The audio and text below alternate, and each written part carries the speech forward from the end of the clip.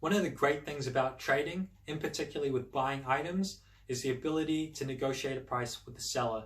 And while it's usually on a case-by-case basis, I'll outline a couple ways I like to approach this. So the first thing I like to do is think about how much I would be willing to pay for the item in order for it to be a good price. And this is important as it sets up a reference point. Then I like to think about how much demand there is for the item, because if there's a lot of interest in the item, if it's selling fast, or if you just need the item quickly, you might not have a lot of time to muck around and negotiate.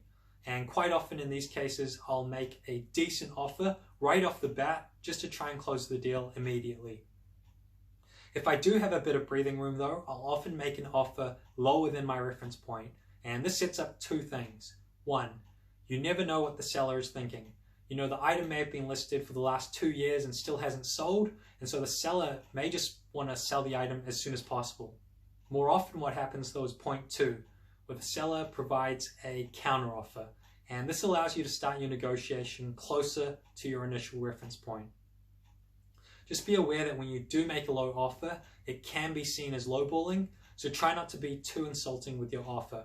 And if the seller isn't willing to play ball, the worst thing you can do is harass them with your low offers, so don't do this.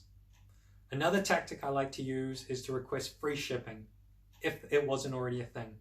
And because the shipping fee is usually a small amount relative to the overall price, from the seller's perspective, it's usually a small cost to pay in order to make the sale conversion. But from the buyer's perspective, it's obviously that much cheaper, and small wins add up.